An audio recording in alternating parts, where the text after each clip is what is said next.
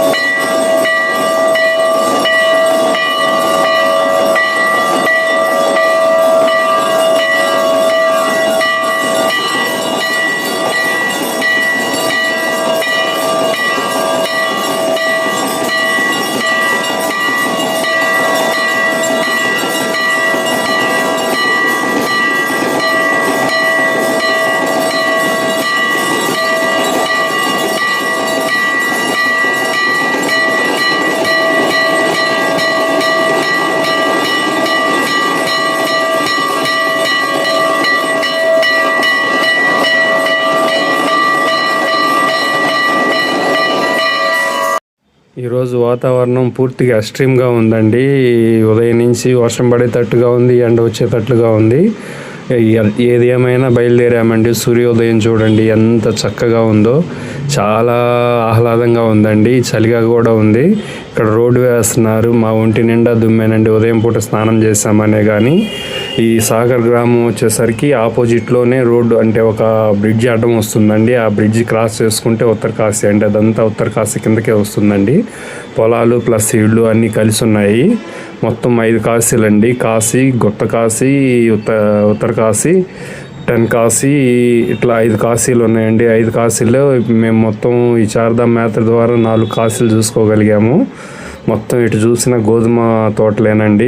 ఇక్కడ హస్సీ గంగా నది 2 సంగమం ప్రాంతం ఉందండి. ఈ సంగం ప్రాంతంలో శుభ్రంగా స్నానం చేసుకున్నామండి. తర్వాత అన్నపూర్ణమ్మ మాతను దర్శనం చేసుకున్నాము. కాశీ విశ్వేశ్వరుడిని దర్శనం చేసుకున్నాము. చక్కగా మళ్ళీ అక్కడ కూడా గంగా స్నానం చేసుకున్నాము. తర్వాత హనుమాన్ మందిర్ను చూసుకున్నాము. ఇక్కడే చాలా రకాలైన గుళ్ళు ఉన్నాయండి పాదయాత్రతో చేసేవి. బట్ మా టార్గెట్ మెయిన్ చార్ధామ్ యాత్ర కాబట్టి ఆ చార్ధామ్ యాత్రకి మెయిన్ ప్రిఫరెన్స్ ఇచ్చుకున్నామండి. యాత్ర మాత్రం చాలా బాగా కొనసాగిందండి. అయితే ఈరోజు వాతావరణం కొంచెం బాగా తేడాగా ఉందండి. గంటకొక వాతావరణంగా మారిపోతూ ఉంది. ఇట్టి పరిస్థితుల్లో మేము మాత్రం ఎక్కడ వెనక తిరగలేదండి. మొత్తానికి హిమానదాల నుంచి వచ్చే ఈ వాటర్ అంతా వచ్చేసరికి పైన హిమానదాల నుంచి కరిగి చల్లటి నీళ్లు పారుతున్నాయండి. ఇక్కడికి ఎంతోమంది ఫారినర్స్ వస్తారండి. ఈ ఫారినర్స్ ఈ నీళ్ళల్లో కనీసం పావు గంట అర్ధగంట ఉండడానికి ట్రై చేస్తున్నారు. మేము ఒక 5 నిమిషాలకు మించి ఉండలేకపోయాము. భయంకరమైన చలిగా ఉన్నాయండి ఈ వాటరు.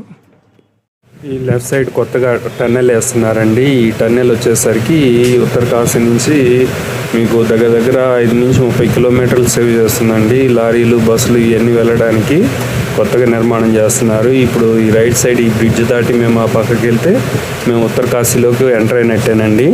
ఈ ఉత్తరకాశీలో వచ్చేసరికి మంచి ఎంత ఉంటుందో చెడు కూడా అంతే ఉంటుందండి. పూజ చేస్తాం రండి అని చెప్పి పిలుస్తారు. ఫస్ట్ బ్రాహ్మణ దానం అంటారు, తర్వాత గోదానం అంటారు, తర్వాత భూదానం అంటారు, తర్వాత సువర్ణదానం అంటారండి. ఆ మోసాలు ఉత్తరకాశీ అండి. మనం ఎక్కడ దానికి బ్రిడ్జ్ మీదగా చేయలేమండి. కొన్ని మందిరం ఉంది అక్కడ, మనం మాట్లాడకూడదు. మీరు పూజ చేయించుకోదలుచుకుంటే చేయించుకోండి. చాలా బాగుంది, స్ట్రాంగ్గా ఉంది, పడకుండా చూసుకోండి. నడుస్తుంటే ఊపు వస్తుంది అంటే పైకి కిందకి చాలా మంది భయపడతారు. అందుకని నేను వాళ్ళకి అలవాటు చాలా చక్కగా నడుస్తున్నారు. ఈ బ్రిడ్జ్ దాటి ఉత్తరకాశీలో మణికర్ణికా ఘాట్ అండి కింద. చేద్దాం మణికర్ణికా ఘాట్ అండి. ఇప్పుడే గంగా స్నానం చేశాము. ఇప్పుడు విశ్వనాథం దర్శనానికి వెళ్తున్నామండి.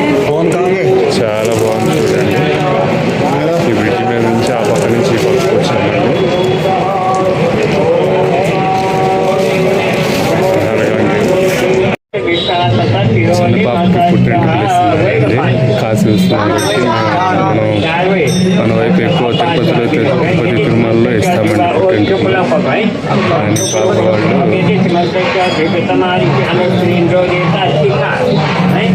పాప వాళ్ళు కాశీలో ఇస్తున్నారు. जन बड़ा भूमन को बल छीने ना और मानस को केतन मानो गोप मानो अश्वे कुरेरी का मानो मेरा बाहर बंद अभिमंत वामहे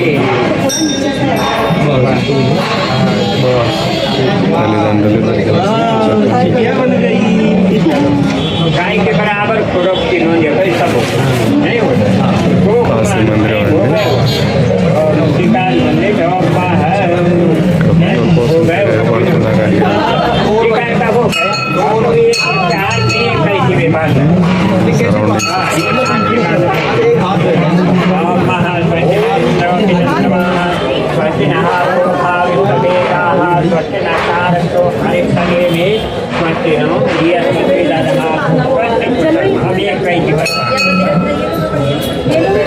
साहब ये हो गया हमारा केता दिवास। अब चलो थोड़ा कर भाई वो भी आपको काम से अब थोड़ा कर महाभारत काम से अब कराए। శ్రీ గంగా భగీరథి రెండు నదులు కలిసి సంగం ప్రాంతం అండి ఇది. చూడండి ఇప్పుడు మేము గంగోత్రికి వైపు బ్రిడ్జ్ ఉందండి, ఆ బ్రిడ్జ్ దాటి ఆ పక్కకు పోవాల్సి వస్తుందండి. దానికి ఎటువైపు మార్గం ఉందా అని చూస్తున్నాం, షార్ట్ కట్ మార్గం ఉందా దానికి చూస్తున్నామండి. జై జై గంగే. సంగం ప్రాంతం అండి, హస్తి గంగా భగీరథి నది అండి, రెండు నదులు కలిసి సంగం ప్రాంతం అండి. చూడటానికి చిన్నదిలాగే ఉంది కానీ దగ్గరికి వెళ్తే కానీ దాని లోతు అర్థం కావట్లేదండి. చాలా లోతు, చల్లదనం ఉంది చూడండి, కాళ్ళను కూడా గట్టి కట్టేంత చల్లదనం ఉన్నాయండి నీళ్లు. బయట ఎంత వెచ్చగా ఉందో ఆ నదిలో లోపల చల్లదనం అంత చల్లదనం ఉందండి. చూసే వాళ్ళకి అర్థం కాదు, అది అనుభవించే వాళ్ళకి మాత్రమే అర్థమవుతుంది. అండి విపరీతంగా దుమ్ము గాలి భయంకరంగా వస్తున్నాయి, ప్రయాణానికి చాలా ఆటంకం కలిగిస్తున్నాయి. అట్ టైం ఆహ్లాదంగా కూడా ఉంది. మా మీద పువ్వుల వర్షం కురిపిస్తున్నాయి చూడండి, గాలికి ఎట్లా ఉందో. చల్లగా ఉంది, ఒకవైపు ఎండగా ఉంది, దుమ్ము, ఎండిపోయిన చెట్ల కొమ్మలు చూడండి రోడ్డు మీద.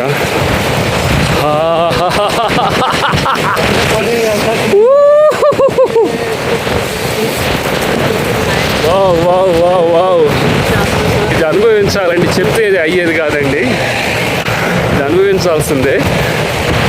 చూడండి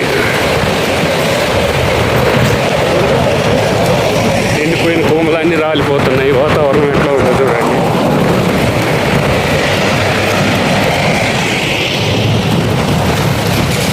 దుమ్ము చూడండి, వాతావరణం చూడండి. అబ్బా అబ్బా అబ్బా అబ్బా అబ్బా, దుమ్ము మామూలుగా లేదండి, దుమ్ము లేపేస్తుంది, గాలి విపరీతంగా ఉంది. మేము కూడా ఎగిరిపోయేటట్టున్నాము. ఈ సుందరమైన స్పాట్ చూడండి, దుమ్ము చూడండి. అబ్బా అబ్బా అబ్బా అబ్బా, వావ్, అద్భుతమైన దృశ్యం అండి. పైన కొండ, కింద పొలాలు, ఇళ్ళు, చాలా చక్కగా ఉందండి. మలేరికి 5 కిలోమీటర్లు ఉన్నామండి. గాలి మాత్రం మనిషికి కొట్టేస్తుంది, ఫోన్ పట్టుకోవడం కూడా చాలా కష్టంగా ఉంది. ఓం నమ శివాయ, ఓం నమ శివాయ, ఓం నమ శివాయ, ఓం నమ శివాయ, ఓం నమో నారాయణ. చూడండి గాలి అస్సలు కళ్ళు కూడా కనపడకుండా అయిపోయినాయండి. విపరీతమైన దుమ్ము. తొందరగా వెళ్ళిపోవాలి ఈ తెల్లకొండల నుంచి. ఈ మట్టి కొద్దిగా డిఫరెంట్గా ఉందండి, చాలా డేంజర్గా ఉందండి. గాలి తీవ్రత చాలా ఎక్కువగా ఉంది. ఒంటి నిండా మట్టి. ఓం నమ శివాయ. కట్లిపోయండి, కట్లిపోయితో బ్లేయర్ పెట్టి వంట చేస్తారండి. కొత్త ప్రాసెస్ చూడండి ఎంత ఫాస్ట్గా ఎత్తుకుంటుందో. దాంట్లో కట్టెలేస్తే సరిపోతుంది. పాత ఇంజిన్ ఆయిల్ ఉంటుంది చూడండి, అది వేస్తే సరిపోతుంది. వచ్చేసరికి